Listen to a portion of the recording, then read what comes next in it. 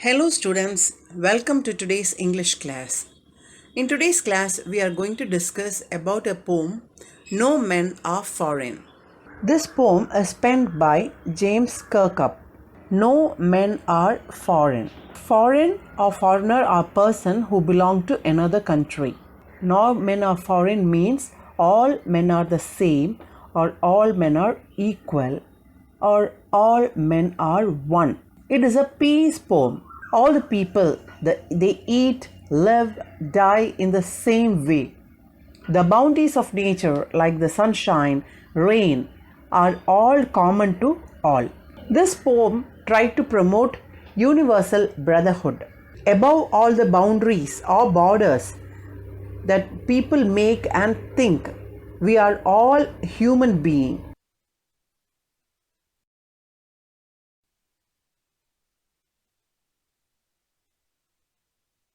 In this, the poet tries to emphasize that all men are equal. There are no boundaries, there are no borders.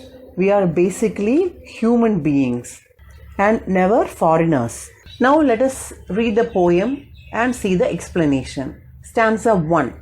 Remember, no men are strange, no countries foreign. Beneath all uniforms, a single body breathes. Like ours, the land our brothers walk upon is like this, in which we all shall lie. Here, strange means unknown, beneath means under. We all shall lie is grave. So, the poet says that no men are strange and no country is foreign. So, the poet tries to remove all the borders of the country from the earth's surface. Then no country will be foreign. When there will be no borders, no country will be foreign. We can all freely move around. Beneath all uniform, a single body breathes like ours. Uniform are worn by the military people. Isn't it, children? Those people who are in service, they wear the uniform, soldiers. So, those who are in uniform, everybody breathes the same, like we do. That means inside the uniforms of soldiers from different countries, human beings are the same because we breathe in the same way. The land our brothers walk upon is earth like this, in which we all shall lie. He calls the other soldiers as our brothers and says that upon death we will be buried on the same earth. So the poet tries to say that, remember people, no men are strange or unknown and no country is foreign. There should not be any borders or boundaries between the countries. And beneath all the uniform, there lies a single body which breathes like all others. Like everybody, the breath is the same. The way we breathe is the same. And the land our brothers walk upon, the poet calls other soldiers of other country as his brothers. And the land on which they walk upon is our mother earth. And in that only we shall lie. We shall be put to rest. They too, aware of sun and air and water, are fed by peaceful harvests, by war's long winter starved. Their hands are ours, and in their lines we read a labor not different from our own. In the second stanza, they refer to the foreigner, and labor is hard work. So the poet says, they too, aware of sun and air and water, they refers to the people of other country. So the people whom we consider as foreigners, God has given them the same sun, air and water like us. And they are fed by their peaceful harvest. That means in the time where there is peace, the harvest is done and there is peacefulness in the country. And in the peacefulness, they will have the harvest. But when there is war and winter, there is poverty. People are starved. The poet says that we fight with them, we discriminate against them and call them foreigners. When God has given the nature, has given everyone equal air, water, sunlight, which means God is not biased. God does not differentiate. And when there is no war, we all do farming. We live a comfortable life and eat things given by nature. But at the time of winter or when there is a war, we starve. And people of other countries whom we consider foreigners are also starving. They also go through the same feelings as we go. Their hands are ours, and in their lines we read a labor not different from our own. So the poet says that their hands, the people whom we consider as foreigners, their hands are just like ours, and in their lines we can read the hard work which they do, and it is not different from the work which we do. The poet gives all these examples and express to the reader that there is no difference between people of a different country. There is no difference between us and people whom we consider as foreigners. In this stanza, the poet tries to say that the people whom we consider as foreigners are also feeling the same way.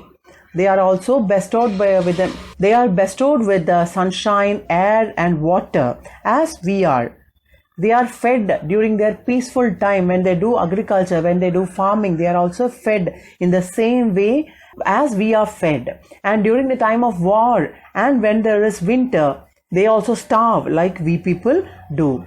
And their hands are also like us with their lines. The lines show their hard work, which is not different from us. So the poet tries to emphasize that foreigners are the same as we are. Moving on to stanza 3. Remember, they have eyes like ours that wake or sleep, and strength that can be won by love. In every land is common life that all can recognize and understand. The poet says, people remember, those people whom we consider foreigners, they also have eyes like ours that wake up and close. God has also gifted them strength, which can be won through love. And on every land, life is common. It is the most common thing. Now, when we realize that they are like us, then there will not be any war. He says that every land is common life. Life is whatever is living is called as life.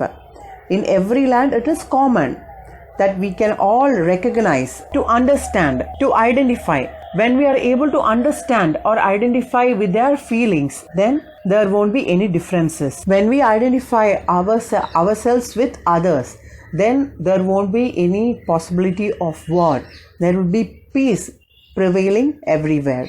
In the next stanza, the poet says, let us remember, whenever we are told to hate our brothers, it is ourselves that we shall dispossess, betray, condemn. Remember, we who take arms against each other. Dispossess means dislodge or deprive. Betray is to cheat. Condemn means to do evil to someone. The poet says, when someone tells us to hate our brothers, that means brother is somebody of other country, and think them as our enemy, then when we do that, then we deprive ourselves. We condemn and cheat ourselves. When you treat a person from another country as your own enemy, then it is ourselves that we are dispossessing, we are cheating, or we are doing evil to. All those things are negative characters. And the poet says that since it is all negative characters, we should be staying away from all those things. When we try to hate someone, thinking he is not in our countries, thinking he is a foreigner, then it is ourselves that we shall dispossess. We are cheating, we are trying to deprive only ourselves. When you try to hate someone, slowly there will be a fight, and the fight will develop into a war. And at the time of war, there will be destruction on both the sides. Both parties bear losses. So the poet tries to remind us that there should not be any war. The poet says, remember, we who take arms against each other.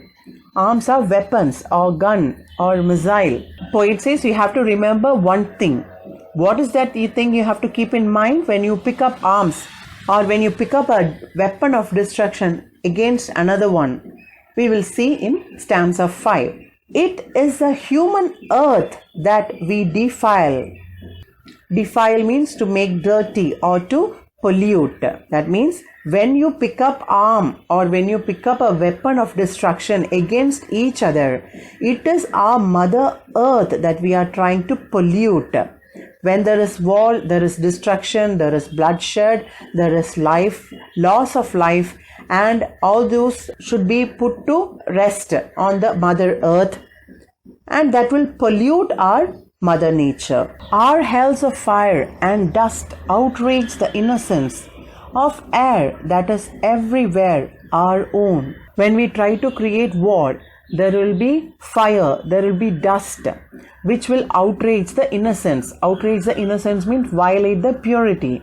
The mother nature is very pure, very calm and beautiful, and when there is havoc in that, when there is war in that, it creates fire, dust, and it will pollute the innocence, it will pollute the beauty of nature. It is going to pollute the air which is everywhere, and it will pollute our own air also. He says, remember, no men are foreign and no countries strange. The poet writes the first line in reverse, saying, remember, no men are foreign and no countries are strange. At the last, the poet is trying to say that we should not be fighting against each other. There should be an end to war. There should be world peace. War is very dirty. War makes the earth pollute. War outrages the innocence of the earth. Innocence, the purity of air is lost. He ends the poem by the poet ends the poem by saying the reverse of what he said in the first line, saying, no men are foreign and no country is strange. So he is saying everybody is our brothers and sisters, whether they belong to our country or to a foreign country or a strange country or an unknown country. All men are our brothers and sisters. Now children, let us discuss the literary devices used. There are no rhyme scheme in this poem, children. It is written in free verse. There is no rhyming scheme. There are no rhyming words. We can see alliteration in the first stanza. What is alliteration? The repetition of a consonant sound in two or more closely connected words. Here you can see body breathes. B sound is repeated. In the second line, we can find body and breathes, which is B sound is repeated. The next device used is metaphor. Metaphor is an indirect comparison between two things. In line 2, he says, beneath all uniforms, a single body breathes. The word uniform refers to the military force of different countries. So uniform refers to the military of different countries. So it is a usage of metaphor. The next literary device used is repetition. Remember is used 5 times in the poem. The word remember is repeated 5 times. Many a times the poet tries to make the reader recollect by stressing the word remember. The next repetition is the first line, repetition of the first line as the last line, but in reverse. The first line is repeated in the last line, but in reverse. In the first line he says, no men are strange, no countries foreign. And he tries to emphasize on that by saying, no men are foreign and no countries strange. In stanza 2 also we can find alliteration. In line 2 we find words like wars, winter, where war sound is repeated. There is usage of metaphor, wars long, winter starved. Here war is compared to winter. During both times, lack of production of food is there. There is no agriculture and there is starvation. There is another literary device used throughout the poem, that is enjambment. It is the usage or the continuation of a sentence without a pause beyond the end of a line, a couplet or a stanza. In the first stanza, the poet says in line 2, a single body breathes like ours. That is continuing to the third line. In the third line, our brothers walk upon is earth like this. This is also an enjambment. There are few more examples. We'll see them. In stanza 2, in the third line, and in their lines we read, a labor not different from our own. A single sentence is continued in 2 lines. In stanza 3, they have eyes like ours that wake or sleep. It is continued. And strength that can be won by love. It is continued in the next line. In stanza 4, whenever we are told to hate our brothers, it is ourselves that we shall dispossess. So it is continued. One sentence is continued in 3 lines. Another instance of enjambment. Even in stanza 5, second line, and dust, outrage, the innocence of air that is everywhere our own. Here also an instance of enjambment. Same sentences is continued. That's all, children, for this. With this, we have completed the explanation and also the various literary devices used in the poem.